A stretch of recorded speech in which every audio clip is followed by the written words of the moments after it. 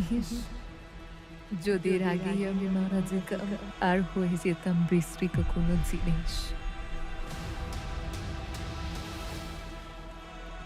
ও মারিয়াম, আপনি তো সত্যি এক ভয়ঙ্কর কাজ করেছেন। ও হারুনের বোন, আপনার বাবা তো কোনো অসৎ চরিত্র মানুষ ছিলেন না, আর আপনার মাও ছিলেন না ব্যভিচারিণী। এক পবিত্র নিষ্পাপ নারী যাকে ঘিরে আছে অপবাদ ছুটতে থাকা মানুষের ভিড়, মরিয়ম আলাইহিসসালাম। যখন তারা ভাবল আপনার বলার মতো আর কিছুই নেই, তখনই অপ্রত্যাশিত একজনের কণ্ঠস্বর উঠে এলো। তার কথাই থামিয়ে দিল সব সন্দেহ। নিশ্চয়ই আমি আল্লাহর একজন বান্দা। তিনি আমাকে আসমানি কিতাব দিয়েছেন এবং নবী করেছেন। হ্যাঁ, যে কথা বলেছিলেন তিনি ছিলেন মরিয়মের শিশু নবী ঈসা আলাইহিসসালাম, যিনি তখনও দোলনায় ছিলেন। কিন্তু এই অলৌকিক ঘটনার সূচনা হয়েছিল যখন তিনি উপাসনালয়ে একা ছিলেন। জিব্রাইল যে বার্তা নিয়ে এসেছিলেন তা বদলে দেবে মানব ইতিহাসের গতিপথ। আল্লাহ তাকে নির্বাচিত এবং সবার উপরে মর্যাদা দিয়েছিলেন। এটাই মরিয়ম আলাইহিসসালামের গল্প। এই ভিডিও সিরিজটি তৈরি হয়েছে শত শত রেফারেন্সের ভিত্তিতে নির্ভরযোগ্য ইসলামিক উৎস থেকে। সর্বোপরি সব ধরনের এআই ভিজুয়াল প্রস্তুত করা হয়েছে অভিজ্ঞ মুসলিম স্কলারদের পরামর্শে এবং ইসলামিক নির্দেশনার আলোকে। যদি আপনি প্রস্তুত থাকেন, আমরা শুরু করছি এমনই এক যাত্রা, প্রাচীন জেরুজালেমের পুরনো গলিপথ ধরে। এমনই এক শহর যেখানে হেঁটেছেন বহু নবী। এক অসাধারণ নারী, হান্না, মরিয়মের মা। হান্না ছিলেন এমন একজন নারী যিনি সবসময় দোয়া করতেন, যিনি প্রতিনিয়ত তার রবকে স্মরণ করতেন। তার স্বামী ইমরান ছিলেন এমন একজন সম্মানিত মানুষ যিনি বিশ্বাসযোগ্যতা, সততা এবং গভীর জ্ঞানের জন্য সুপরিচিত ছিলেন। হান্না ও ইমরান সহজ সরল জীবনযাপন করে থাকতেন এক নিরিবিলি ঘরে, জেরুজালেমের একদম প্রাণকেন্দ্রে। কিন্তু এই শান্তশীতল ঘরটিতেও প্রতিদিন বাড়ছিল এক শূন্যতা, নীরব এক অভাব, একটা হাসি মুখ, এমন এক আওয়াজ যা পুরো ঘরটাকে ভরে তুলবে, একটা শিশুর প্রতিধ্বনি। হ্যাঁ, হান্না কখনো মা হওয়ার আনন্দ অনুভব করতে পারেননি। শুধু একটি দোয়া বারবার প্রতিধ্বনিত হতো। মনে প্রাণে চাইতেন একটি সন্তান। এ ছিল তার বছর পর বছর ধরে জমে থাকা এক আকুলতা, যে অপেক্ষা তাকে প্রতিটি দোয়ায় অশ্রু সজল করে তুলত। একদিন যখন হান্না বসেছিলেন উপাসনালয়ের এক গাছের নিচে, বাইতুল মুকাদ্দাস এর ছাদের নিচে চোখ পড়ল একটা পাখির বাসায়। মা পাখিটি বারবার উড়ে গিয়ে আবার ফিরে আসছিল, যত্ন করে তার ছোট ছানাদের খাবার দিচ্ছিল। এই স্নেহমাখা দৃশ্য হান্নার হৃদয়ে নরম এক ব্যথা জাগিয়ে তুলল।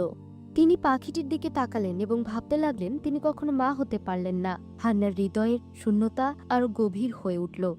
সন্তান চাওয়ার আকাঙ্ক্ষা এতটাই তীব্র হলো যে তার চোখ থেকে অশ্রু ঝরতে লাগলো। মনে হলো সেই মুহূর্তে তিনি যেন নিজের বুক ভরা কষ্টের ভেতর দিয়ে আল্লাহর কাছে নীরবে দোয়া করছেন, বলছেন, হে আমার রব, আপনি তো জানেন কত বছর ধরে যে আমি এ আকুলতা বয়ে বেড়াচ্ছি।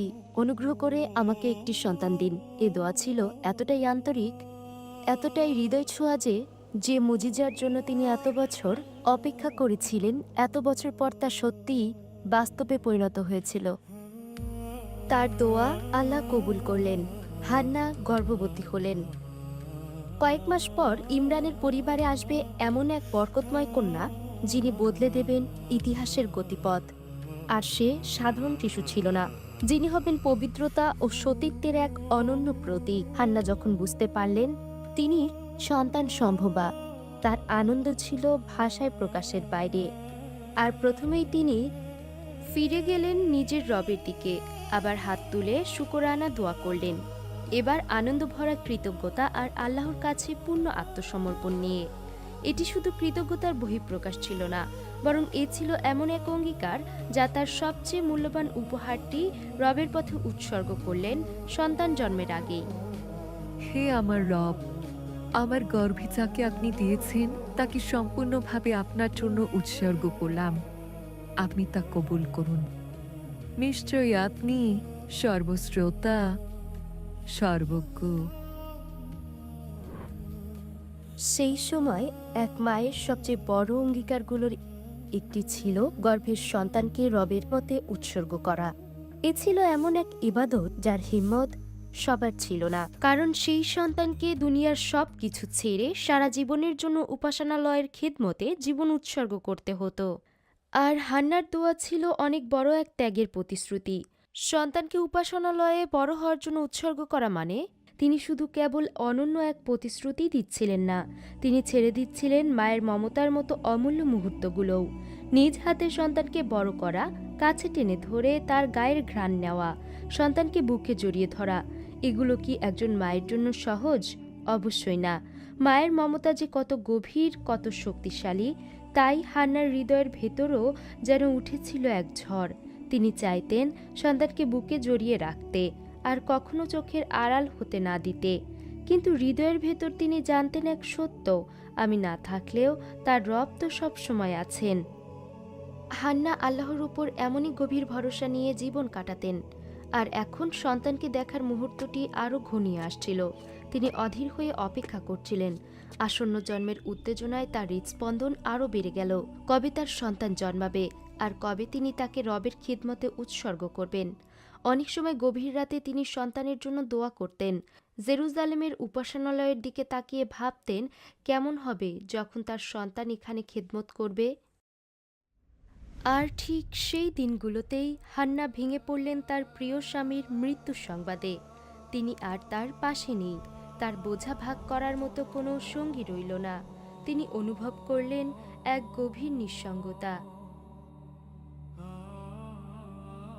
হ্যাঁ, মরিয়ম জন্মাবেন এতিম হয়ে। এটি কেবল ছিল তার নিঃসঙ্গতার শুরু। অপেক্ষার সেই মুহূর্তটা অবশেষে এসে গেল। বহু বছরের অপেক্ষার সেই মুহূর্ত, তার সন্তান জন্ম নিল। কিন্তু হান্না একই সাথে বিস্মিত ও বিষণ্ণ হলেন, কারণ এমন এক ঘটনা ঘটল যা তিনি কল্পনাও করেননি। তিনি সবসময় একটি পুত্র সন্তানের জন্য প্রার্থনা করতেন, কিন্তু তার কোলে কন্যা সন্তান এসেছিল। সেই সময়ে বায়তুল মুকাদ্দাসে খিদমত করা ছিল কঠোরভাবে শুধু পুরুষদের দায়িত্ব। তাই হান্না যখন আল্লাহর কাছে পুত্র চাইতেন, তার কারণ ছিল পুত্রই উপাসনালয়ের খিদমত করবে, আর সেখানেই আল্লাহর ইবাদতে জীবন উৎসর্গ করবে। এক মুহূর্তের জন্য তার হৃদয়ে হালকা ব্যথা অনুভব করলেন। তিনি অবাক হয়ে গেলেন, তবে তিনি রবের পরিকল্পনার উপর আস্থা রাখলেন, কারণ তিনি জানতেন মহান আল্লাহর পরিকল্পনা তার পরিকল্পনার চেয়ে অনেক মহান। তিনি শুধু নিজের চাওয়ার বরকতটাই চাইছিলেন, কিন্তু আল্লাহ তাআলা দান করেন যেভাবে তিনি চান। প্রথম দেখায় মনে হতে পারে হয়তোবা তার দোয়া কবুল হয়নি। আসলে সত্যিটা হলো তার দোয়া কবুল হয়েছিল আরো বৃহৎ, আরো সুন্দরভাবে। মরিয়ম কেবল একটি মেয়ে শিশু ছিলেন না, তিনি বড় হয়ে এমন এক নারী হবেন যিনি সমগ্র মানবতাকে অনুপ্রাণিত করবেন, এক যুগের গতিপথ বদলে দেবেন এবং একজন রাসূলের মা হবেন। এ কারণেই ইসলামিক স্কলার বদিউজ্জামান বলেছিলেন, কেউ পুত্র চায়, আর মহান আল্লাহ মরিয়মের মতো এক কন্যা দান করেন। তাই বলা উচিত নয় তার দোয়া কবুল হয়নি, বরং বলা উচিত তা উত্তমভাবে কবুল হয়েছে। আপনি হয়তো কখনো কখনো নিজেকে বলেন, আমি এত দোয়া করলাম কিন্তু আমার চাওয়া পূরণ হলো না। হয়তো এই প্রশ্নটাই আপনাকে ভারী করে তোলে।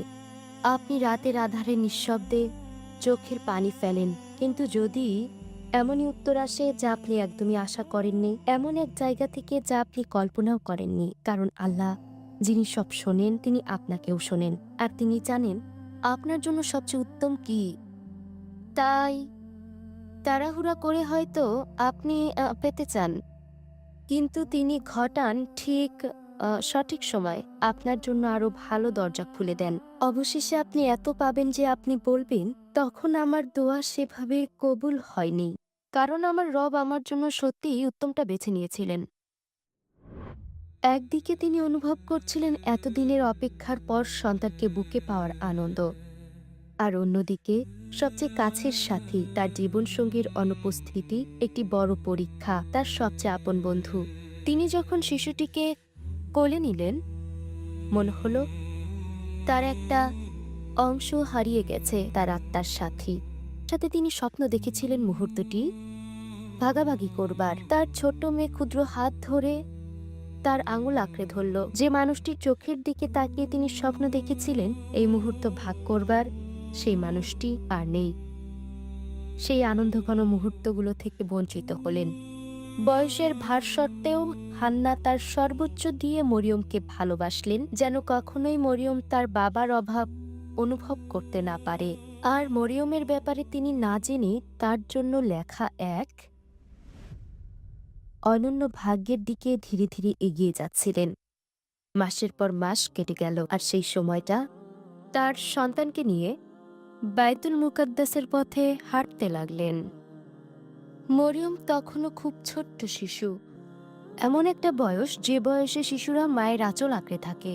একসাথে তারা উপাসনালয়ের দিকে এগুতে লাগল। হে আমার রব, আমার গর্ভে যা আছে আমি তা সম্পূর্ণভাবে আপনার খিদমতে উৎসর্গ করছি, তাই আপনি কবুল করে নিন। এই দোয়ার পরপরই উপাসনালয়ে মরিয়মের জীবনের নতুন অধ্যায় শুরু। আর এখন তারা যখন সেই পথে হাঁটছিলেন, তখন কোমল হাত দুটি শত করে আঁকড়ে ছিল তার মায়ের হাত। প্রতিটি পদক্ষেপে হান্নার হৃদয় ভারী হয়ে উঠছিল।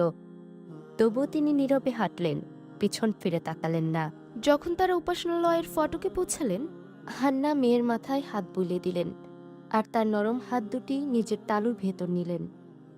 তার চোখ অশ্রুতে ভরে উঠল, হৃদয়ের ভেতর এক অসহনীয় কষ্ট। তিনি হাল ছাড়লেন না, কারণ তিনি জানতেন এটা বিদায় নয়, এটা তার রবের ওপর তার তাওয়াক্কুল। আর সেই দিন বায়তুল মুকাদ্দাসের দেয়ালগুলো এক অদ্ভুত ঘটনার সাক্ষী হল। আকাশ ছিল নীরব, আর প্রাঙ্গণে উঠল ফিসফাসের মৃদু গুঞ্জন। ইহুদি পণ্ডিতরা কৌতূহল আর বিস্ময়ে সবাই জড়ো হয়ে গেলেন। সেদিন পর্যন্ত শুধু ছেলেদেরই গ্রহণ করা হতো উপাসনালয়ের খেদমত করার জন্য। কেউ কল্পনাও করেনি একটি মেয়ের সেখানে জায়গা হতে পারে। এমনটা এর আগে কখনো ঘটেনি। একটি মেয়ে এখানে খেদমত করতে পারে না। কিন্তু এবার ভিন্ন কিছু ঘটল। মরিয়মকে সরাসরি তার রবের জন্য উৎসর্গ করা হয়েছিল। এক সম্ভ্রান্ত ও পবিত্র পরিবার, যে পরিবার উপাসনালয়ের খেদমতে সম্মানিত। তিনি ছিলেন সম্মানিত ইমরানের কন্যা। এ কারণেই পণ্ডিতদের নিতে হলো এমন এক সিদ্ধান্ত যা ছিল রীতির বাইরে। অতঃপর মরিয়মকে উপাসনালয়ে রাখার সিদ্ধান্ত হলো। যখন আল্লাহ বান্দার জন্য কোনো পথ নির্ধারণ করেন, কোনো কিছুই বাধা হতে পারে না, না প্রথা, না আমাদের ধারণার সীমাবদ্ধতা। কারণ আসল বিষয়টা মানুষের বানানো কোনো নিয়ম নয়, আল্লাহর হিকমত, আল্লাহর পরিকল্পনাই। আল্লাহ যখন কিছু চান, তখন সব কিছু বদলে যেতে পারে। নিজেদের জীবনে আমরা এই সত্যটাই ভুলে যাই। আমরা সামনে বাধা দেখে বলে বসি, এটা হতে পারে না, এটা অসম্ভব। যা আমরা কারণ হিসেবে দেখি, তাদের আসলে কোনো ক্ষমতাই নেই। তার আদেশ, হও, এক মুহূর্তে সবকিছু বদলে যেতে পারে। আমরা বলি সব শেষ। সেখানেই আল্লাহ সৃষ্টি করেন এক নতুন সূচনা। তিনি কল্পনাতীতভাবে ভাগ্য খুলে দেন। অতএব উপাসনালয়ের দরজা মরিয়মের জন্য পুরোপুরি খুলে গেল। কিন্তু আসল প্রশ্ন ছিল, কে তার যত্ন নেবে, তার দেখাশোনা কে করবে? তিনি এখনো শিশু, যার যত্ন দরকার। তার বাবা মানুষের মাঝে এতটাই সম্মানিত ব্যক্তি যে ইমরানের কন্যার দেখভাল করার সম্মান পেতে পণ্ডিতগণ আগ্রহী হয়ে ওঠেন। তাই ধর্মীয় নেতারা একটি সিদ্ধান্তে উপনীত হলেন, যার কলম পানির উপর ভাসতে থাকবে তাকেই বেছে নেওয়া হবে। তারা নিজেদের কলম পুকুরের পানিতে ফেললেন। এক এক করে কলমগুলো ডুবে গেল, শুধু একটি ছাড়া, নবী জাকারিয়া আলাইহিসসালামের কলম। তো এরপর স্পষ্ট হলো মরিয়মকে কার কাছে অর্পণ করা হবে। নবী জাকারিয়া আলাইহিসসালাম পরম মমতায় গ্রহণ করলেন এই ছোট্ট বরকতময় দায়িত্ব। তিনি নিজে দীর্ঘদিন সন্তান কামনা করেছিলেন, আর তখন বয়সের ভারে নুইয়ে পড়েছিলেন। এটি ছিল তার জন্য বড় সান্ত্বনার জায়গা। মরিয়মের লালন পালন শুরু হলো জাকারিয়া আলাইহিসসালামের ঘরে, তার খালার সঙ্গে, যেখানে তিনি পেলেন এক শিশুর প্রয়োজনীয় উষ্ণ ও স্নেহময় যত্ন।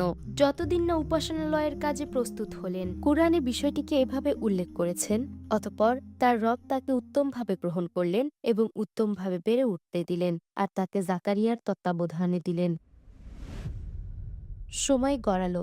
মরিয়ম শান্ত স্বভাব আর মুখমণ্ডলে বিশেষ নূর নিয়ে বড় হতে লাগলেন। যখন সে বড় হচ্ছিল, শুধু নিষ্পাপতাই নয়, তার ভেতরে গভীরতা আর পরিপক্কতাও ছিল, যা তার বয়সীদের মাঝে বিরল।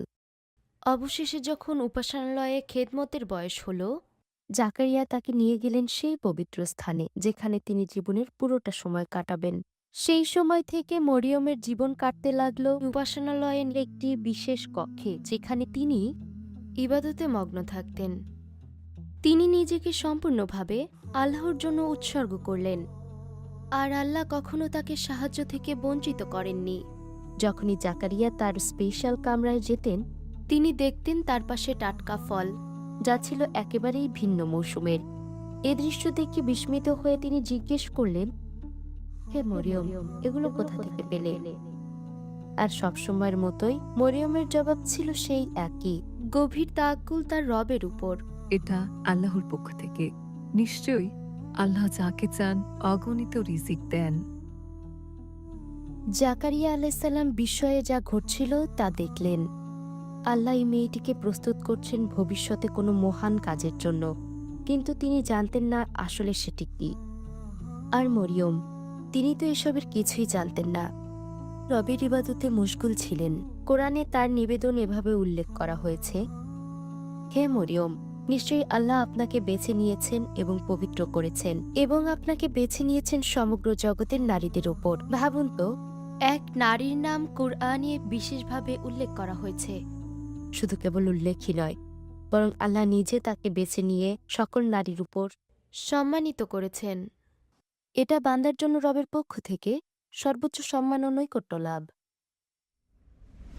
হ্যাঁ, মরিয়ম বড় হয়ে একজন তরুণীতে পরিণত হলেন। একদিন তিনি উপাসনালয়ে নিজ কক্ষে একান্তে ছিলেন, কিন্তু এবার একদমই অদ্ভুত কিছু ব্যাপার ঘটেছিল। মরিয়ম দেখলেন তার সামনে দাঁড়িয়ে আছে অপরিচিত এক ব্যক্তি। উনি কে ছিলেন যিনি হঠাৎই তার কক্ষে উপস্থিত হলেন? কোনো দরজা খোলা হয়নি, একটি ছোট্ট আওয়াজও হয়নি, তবু তিনি তার সামনে দাঁড়িয়েছিলেন। ঠিক তখনই মরিয়মের হৃদয় ভয়ে আতঙ্কিত হয়ে উঠল। এক মুহূর্তে সব থমকে গেল। তার বুকের ভেতর হৃদস্পন্দন এমন ছিল যেন বুক চিরে বেরিয়ে আসবে। হাঁটু কাঁপতে শুরু করল। আমি আপনার কাছ থেকে আল্লাহর কাছে আশ্রয় চাই, তাই আপনি যদি আল্লাহ ভীরু হন, আমাকে ছেড়ে দিন। তার জবাবে যে কণ্ঠ শোনা গেল তা ছিল আরো স্পষ্ট, আর যে কোনো মানব কণ্ঠের চেয়েও বেশি সান্ত্বনাদায়ক। হ্যাঁ, যিনি এসেছিলেন তিনি জিব্রাইল আলাইহিসসালাম। আমি তো রবের পক্ষ থেকে এক বার্তাবাহক, পবিত্র পুত্র সন্তানের সুসংবাদ দিতে পাঠানো হয়েছে। সেই মুহূর্তে সবকিছু স্তব্ধ হয়ে গেল। হাজার রকমের জিজ্ঞাসা তার মনে ভিড় করল, কিন্তু সবকিছু শেষে একটি প্রশ্নই আসতে লাগলো, কিভাবে আমার পুত্র হবে? কোনো পুরুষ আমাকে স্পর্শই করেনি, আর আমি অশ্লীলও নই। উত্তর এলো আল্লাহ সুবহানাহু ওয়া তাআলার পক্ষ থেকে সুসংবাদ হয়ে, এভাবেই হবে। আপনার রব বলেন, এটা আমার জন্য সহজ, এবং আমরা তাকে মানুষের জন্য এক নিদর্শন হিসেবে তৈরি করব, আর এটা আগেই নির্ধারিত সিদ্ধান্ত। মরিয়ম উদ্বিগ্ন ছিলেন, কিন্তু তার হৃদয়ের ঈমান তার ভয়কে ছাপিয়ে গেল। তিনি জানতেন, যিনি এই অলৌকিক ঘটনা ঘটিয়েছেন তিনি তাকে রক্ষা করার পথও তৈরি করবেন। তিনি আল্লাহর আদেশে আত্মসমর্পণ করলেন এবং তার ফয়সালায় সন্তুষ্ট রইলেন। মরিয়মের কাঁধে যে বোঝা এসে পড়েছিল তা সহজ ছিল না। এই পরীক্ষা বহন করার ক্ষমতা শুধু তার মতো বান্দারই ছিল। কুরআন আমাদের জানায়, তিনি তাকে গর্ভে ধারণ করলেন এবং তাকে নিয়ে দূর এক নির্জন স্থানে সরে গেলেন। সেই সময়ে মরিয়মের জীবনে শুরু হলো এক নতুন অধ্যায়। তাকে ভরসা দেওয়ার মতো কোনো স্বামী বা বন্ধু ছিল না। মরিয়ম আবারও একা হয়ে গেলেন। তিনি নিজের মনের ভয়কে থামাতে পারছিলেন না। মনে হচ্ছিল প্রতিটি ভাবনা ভেতরের কণ্ঠ বলছে, দৌড়াও। কিন্তু তিনি যাবেন কোথায়? একই সাথে তিনি ভাবছিলেন, মানুষকে কি বলবেন? তিনি যাই বলতেন সবাই ভুল বুঝত, তাকে বিচার করত। তাই মরিয়ম নীরব থাকার সিদ্ধান্ত নিলেন আর নীরবে হাঁটতে থাকলেন। লোকারণ্যে ভরা রাস্তাগুলোর দিকে আর ফিরে তাকালেন না। নীরবে শহর ছেড়ে বেরিয়ে গেলেন। গর্ভে সন্তানকে নিয়ে একা পথ চলতে লাগলেন। তার প্রতিটি পদক্ষেপে তিনি পরিচিত মুখ এবং কটূক্তিকারীদের থেকে দূরে যেতে লাগলেন। তিনি জানতেন না তিনি কোথায় যাচ্ছেন। ইচ্ছে শুধু একটাই, এমন জায়গায় পৌঁছানো যেখানে কেউ তাকে খুঁজে পাবে না। সময় পেরিয়ে গেল, ঘন্টা, দিন, মাস পেরিয়ে অবশেষে মানুষের কণ্ঠস্বর হাওয়া হয়ে গেল। আশেপাশে আর কেউ রইল না। কিছু সময় পর তিনি কেবল নিজের হৃদস্পন্দন এবং শ্বাস প্রশ্বাস শুনতে পেলেন। অবশেষে তিনি এক নিষ্প্রাণ উপত্যকায় পৌঁছালেন। পুরোপুরি একা হয়ে গেলেন। শুধু তার রব আর তার গর্ভের শিশুটি ছাড়া আর কেউ নেই তার সাথে। এমন নির্জন স্থানে কেউ কি শুনতে পাবে তার কণ্ঠ? তখন দরকার ছিল একটি কণ্ঠস্বর যে বলবে, আমি আছি আপনার সাথে। একটি কাঁধ যার উপর ভর দেয়া যায়। হয়তো ভেতরে তিনি এটি আশা করছিলেন, কিন্তু সেখানে কেউ ছিল না। কেউ নেই হাত ধরার, ভয় পাবেন না বলার। এই গভীর একাকিত্বের মাঝেও ছিল তার ভেতর বেড়ে ওঠা এক শিশু, তার রবের পক্ষ থেকে এক আমানত, অলৌকিক নিদর্শন। কিন্তু একই সাথে সেটি ছিল কাঁধে বহন করা এক ভারী দায়িত্ব। অবশেষে সেই দিনটি ঘনিয়ে এলো। তার প্রসব বেদনা শুরু হলো। তার একেবারেই কাছেই ছিল একটি খেজুর গাছ। মনে হচ্ছিল গাছটি যেন নিষ্প্রাণ উপত্যকায় একমাত্র সঙ্গী। শেষ শক্তিটুকু দিয়ে তার কাণ্ডে হেলান দিলেন। তার ক্লান্ত দুর্বল দেহখানি ব্যথায় কাঁপছিল, হৃদয় ভেঙে যাচ্ছিল। তিনি সহ্য করার শক্তি খুঁজে পাচ্ছিলেন না। অনেকগুলো দিনের জমে থাকা ভয় আর একাকিত্ব যেন অশ্রু হয়ে বেরিয়ে এলো, আর তিনি চিৎকার করে বললেন, আহ এর আগে যদি আমি মরে যেতাম, নয়তো বিস্তৃত হয়ে থাকতে পারতাম।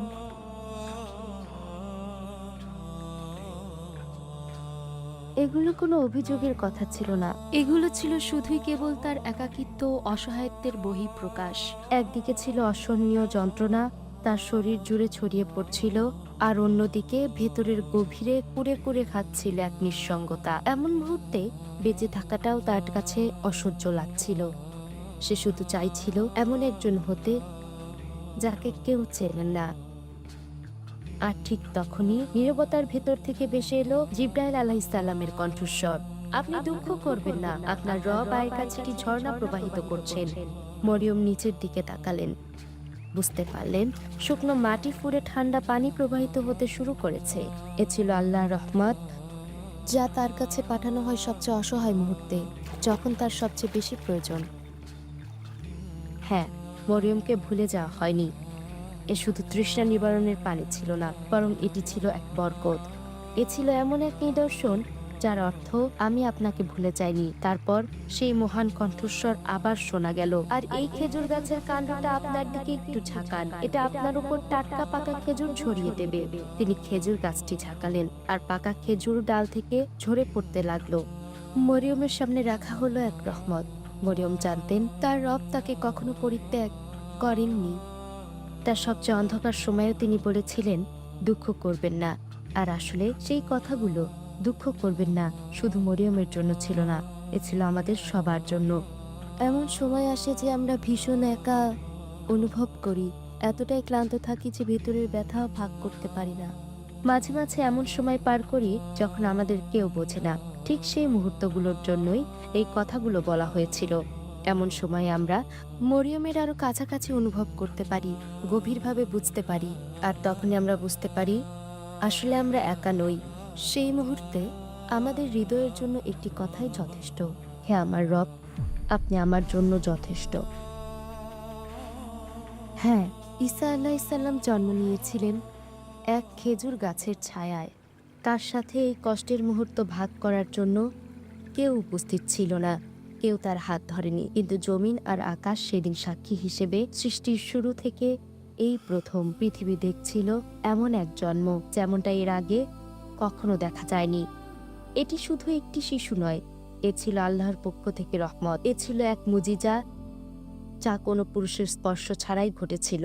যা মানুষ অসম্ভব বলে মনে করত, তা শুধু হও আদেশে জীবন্ত হয়ে উঠল। আর যখন তাকে কোলে নিলেন, সবকিছু নীরব হয়ে গেল। পাথরগুলো, মাটি, উপত্যকার গাছগুলো। মরিয়মের হাত কাঁপছিল, কারণ তিনি এখন এক মা, একজন নবীর মা। কিছুক্ষণ পরে তিনি নিজেকে সামলে আবার হাঁটতে শুরু করলেন। আল্লাহর হিদায়াতে তিনি আবার জেরুজালেমের দিকে রওনা দিলেন। যে রাস্তাগুলোতে তিনি সম্মানের সাথে হাঁটতেন, এখন সেগুলো হয়ে গেল এক কঠিন পরীক্ষার রাস্তা। ধীরে ধীরে শহরের কাছে আসতেই ফিসফাস শুরু হয়ে গেল। মরিয়ম এমন এক শিশুকে গর্ভে ধারণ করেছিলেন যার কোনো বাবা নেই। মানুষের চোখ তাকে ঘিরে ধরল, প্রতিটি দৃষ্টি তীরের মতো হৃদয় বিঁধছিল। তবু মরিয়ম নিঃশব্দে ভিড়ের ভেতর দিয়ে এগিয়ে যেতে লাগলেন। তাকে যে যেতেই হবে। প্রতি পদক্ষেপই ছিল একটি পরীক্ষা। পাথর তার পায়ে ব্যথা দিচ্ছিল, কিন্তু সবচেয়ে বেশি ব্যথা দিচ্ছিল সেই অপমানের ভার। মরিয়ম কথা বলতে পারছিলেন না, কারণ তার সামনে ছিল আরেকটি পরীক্ষা। রবের পক্ষ থেকে এসেছিল আদেশ। আর আপনি যদি কোনো মানুষকে দেখেন তবে বলবেন, আমি আল্লাহর উদ্দেশ্যে নীরব থাকার শপথ করেছি, আমি কারোর সাথে কথা বলবো না। হ্যাঁ, মরিয়মের হৃদয় আবেগে ভরে উঠলেও তিনি একটি কথাও বলতে পারলেন না, কারণ তিনি শপথ নিয়েছিলেন নীরবতার। মরিয়ম ভরসা রাখলেন তার রবের ওপর। কিন্তু মানুষ তো বিচার করে শুধু যা দেখে তার উপর ভিত্তি করে, আর অপবাদ একবার মুখে উঠলে বিষের মতো ছড়িয়ে পড়ে। ফিসফাস বাড়তে লাগলো, কান থেকে কান ছড়াতে লাগলো, আর তা থামল না। প্রতিটি বাক্য মরিয়মের হৃদয়কে বিদ্ধ করেছিল। আপনি এটা কি করেছেন? এটা কার সন্তান? কার সন্তান? আপনার লজ্জা করে না? চুপ থাকা সহজ ছিল না, আর সঠিক হয়েও নির্দোষ হয়েও নীরব থাকা সম্ভবত ছিল সবচেয়ে কঠিন। ভিড়ের চেঁচামেচি জোরালো হতে লাগলো। হে মারিয়াম, আপনি তো এক ভয়ঙ্কর কাজ করে ফেলেছেন। হে হারুনের বোন, আপনার বাবা তো ছিল না কোনো অশ্লীল মানুষ, আর আপনার মাও ছিলেন না ব্যভিচারিণী। নবী হারুন ছিলেন তার নেক কাজের জন্য সুপরিচিত ও সম্মানিত, আর মানুষ মরিয়মকেও সম্মান করত যেমন তারা তাকে সম্মান করত। এত পবিত্র ও সম্মানিত পরিবারের একজনের জন্য এটা বিশ্বাস করাটাই ছিল অসম্ভব ব্যাপার। তবু মরিয়ম নীরবই থাকলেন, আর তারপর তিনি নীরবে ইশারা করলেন তার কোলে থাকা শিশুর দিকে। এক ইশারাতেই ভিড়ের মধ্যে উঠল পরিহাসের গুঞ্জন। আমরা কিভাবে কথা বলবো এমন একজনের সাথে যে কিনা দোলনায় থাকা শিশু? তারা বুঝে উঠতেই পারেনি এখন কি হতে যাচ্ছে। তারপর সেই মুহূর্তে এসে গেল। মনে হলো যেন সবকিছু থমকে গেছে, চারপাশে নেমে এলো নীরবতা। এমন কিছু ঘটল যা কেউ কল্পনাও করেনি। মরিয়মের কোলে থাকা নবজাতক শিশুটি কথা বলতে শুরু করলো, আর সে তাদের বলল, নিশ্চয়ই আমি আল্লাহর বান্দা। তিনি আমাকে কিতাব দিয়েছেন এবং আমাকে নবী বানিয়েছেন, আর যেখানেই আমি থাকি না কেন আমাকে বরকতময় করেছেন। তিনি আমাকে নামাজ এবং যাকাত দিতে আদেশ করেছেন এবং মায়ের প্রতি সৎ ব্যবহার করতে বলেছেন। তিনি আমাকে অহংকারী ও অবাধ্য বানাননি। আল্লাহ তার বান্দাকে যে মুজিজা দান করেছিলেন তার মাধ্যমেই ঐশী শক্তি জবাব দিল এক নীরব মায়ের পক্ষ থেকে। এটা কিভাবে সম্ভব? এই দৈব ঘটনায় সেই মুহূর্তে কেউ আর মরিয়মের দিকে চোখ তুলে তাকাতে সাহস পেল না। সবাই বুঝে গেল শিশুটি যা বলছে তা রবের পক্ষ থেকে আসা বার্তা। ছোট দেহ থেকে বের হওয়া সে বরকতময় কণ্ঠস্বর সবকিছু বদলে দিল। সত্য এবার স্পষ্ট হয়ে গেল, তাদের হৃদয়ে আর কোনো সন্দেহ, মিথ্যা বা কুচিন্তা থাকলো না। এইভাবেই মরিয়মের সাহায্যে এলো আল্লাহর সাহায্য। মরিয়ম নিজে আত্মপক্ষ সমর্থন করে নয়, সাক্ষীরা এগিয়ে এসে নয়, বরং শুধুই দোলনায় থাকা এক শিশুর মাধ্যমে। তবুও দুঃখজনকভাবে ঈসা আলাইহিসসালামের দোলনায় কথা বলার মুজিজার পরও কিছু মানুষ তাদের হৃদয়ের অহংকার ও বিদ্বেষ ছাড়ল না। আগের জাতিগুলোর মতো তারা তাদের নবীদের অস্বীকার করেছিল। তাদের মধ্যেও কেউ কেউ সত্য অস্বীকার করে অপবাদ দেওয়া চালিয়ে যেতে লাগলো। এ তো মিছক জাদু। সবই মিথ্যা।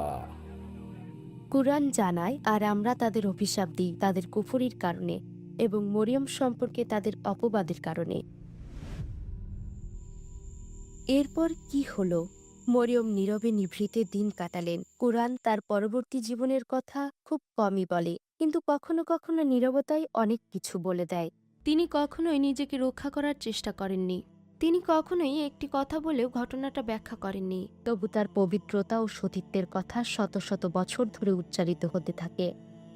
তার নাম হয়ে ওঠে পবিত্রতা, আত্মসমর্পণ ও ধৈর্যের প্রতীক। তিনি একমাত্র নারী যার নামে একটি সূরা নামকরণ করা হয়েছে, আর তিনি তার রবের পক্ষ থেকে সুসংবাদও পেয়েছিলেন। হে মরিয়ম, নিশ্চয়ই আল্লাহ আপনাকে বেছে নিয়েছেন এবং পবিত্র করেছেন, এবং আপনাকে বেছে নিয়েছেন সমগ্র জগতের নারীদের ওপর। এটি ছিল শুধু প্রশংসা নয়, এ ছিল একজন বান্দার জন্য সর্বোচ্চ মর্যাদা। আর তিনি যদিও শুধু চেয়েছিলেন তিনি যেন বিস্মৃত হন, আল্লাহ এমন করলেন কোটি কোটি মানুষ কিয়ামত পর্যন্ত তাকে স্মরণ করবে এবং তার থেকে অনুপ্রাণিত হবে। এই যাত্রার শেষে যেখানে আমরা অনুসরণ করেছি মরিয়মের নীরব পদচিহ্ন, আমি চাই আমরা একটু থেমে ভাবি। আল্লাহ কখনো আমাদের ওপর এমন সব পরীক্ষা দেন যা কল্পনাতীত। আপনি নিজেকে এমন এক পরিস্থিতিতে দেখতে পারেন যেখানে আপনি যতই চেষ্টা করুন মনে হবে কেউ আপনাকে বুঝছে না। আপনার বিরুদ্ধে মিথ্যা কথা ছড়িয়ে পড়তে পারে। আপনি যা করেননি, যা বলেননি সেসব কথাও মনে হতে পারে পুরো দুনিয়া আপনার বিপক্ষে। একটি হতাশ দৃষ্টিই আপনার হৃদয় ভেঙে দিতে পারে, আর কখনো কখনো নীরবতাই কথার চেয়ে বেশি ব্যথা দেয়। এটু জেনে রাখুন, মরিয়মের রবই আপনারও রব, আর তিনি পরম দয়ালু, যিনি আপনাকে বলেন আপনার সবচেয়ে নিঃসঙ্গ মুহূর্তেও দুঃখ করবেন না, কষ্ট পাবেন না। তিনি আপনার গলার শিরার চেয়েও বেশি নিকট, যিনি প্রতিটি কষ্টে বলেন আমি আছি, হে আমার বান্দা। সেই পরম দয়ালু যিনি কখনোই তার দরজা বন্ধ করেন না। যে সালাত আপনি বছরের পর বছর পিছিয়ে দিয়েছেন, হিজাব পরা যে সিদ্ধান্ত নিতে আপনি ভয় পেয়েছিলেন, যে পদক্ষেপ আপনি নিতে চেয়েও পারেননি কারণ মানুষ কি বলবে, এই ভয় আপনাকে থামিয়ে রেখেছিল। আপনি যদি এই পথে একা হয়ে যাওয়ার ভয় পান, বিচার হওয়ার ভয় পান, তবে স্মরণ করুন সেই দিন অনেক মানুষ মরিয়মের বিরুদ্ধে দাঁড়িয়েছিল, তাকে বিচার করেছিল, ব্যঙ্গ করেছিল। তিনি আল্লাহর কাছে এমন এক উচ্চ মর্যাদা লাভ করেছিলেন যে শতাব্দী পেরিয়ে গেলেও তার নাম কখনো ভুলে যাওয়া হয়নি। তাই আপনিও ভয় পাবেন না। ভিড়ের মাঝ দিয়েই হাঁটুন মরিয়মের মতো, আর নিজেকে বলুন, হে আমার রব, আমি উপস্থিত। আমি আমার দুর্বলতা নিয়েই এই পথে হাঁটছি। তারা আমাকে আঘাত করতে চায়, আমাকে ভেঙে দিতে চায়, তবু আমি আপনার উপরই ভরসা করি। আমি জানি আপনি ছেড়ে যাবেন না। আপনি যদি হোঁচট খান তবু হাঁটতে থাকুন। যে পথে তার নাম নিয়ে হাঁটা হয় সে পথে কেউ কখনো হারিয়ে যায় না। আর প্রতিটি পদক্ষেপে আপনি আবিষ্কার করবেন সবচেয়ে সত্য সঙ্গীকে। আপনার সবচেয়ে নিরাপদ আশ্রয় আপনার রব ছিলেন, অন্য কেউ নয়। আর সেই পথের শেষে সেই আহ্বান প্রতিটি হৃদয় শুনতে চায়, হে প্রশান্ত হৃদয়, আপনি আপনার রবের কাছে ফিরে যান। তিনি আপনার প্রতি সন্তুষ্ট, আপনিও তার প্রতি সন্তুষ্ট। আর আপনি আমার নেককার বান্দাদের দলে প্রবেশ করুন, আর আমার জান্নাতে প্রবেশ করুন। পরবর্তী পর্বে আমাদের স্বাগত জানাবেন আয়েশা রাদিয়াল্লাহু তাআলা আনহু, উম্মার জননী, যার জ্ঞান প্রজন্মের পর প্রজন্ম ইমানদারদের আলোকিত করেছে। নবীজি সাল্লাল্লাহু আলাইহি সাল্লামের প্রিয় সহধর্মিণী এবং তার বরকতময় জীবনের নিকটতম সাক্ষী।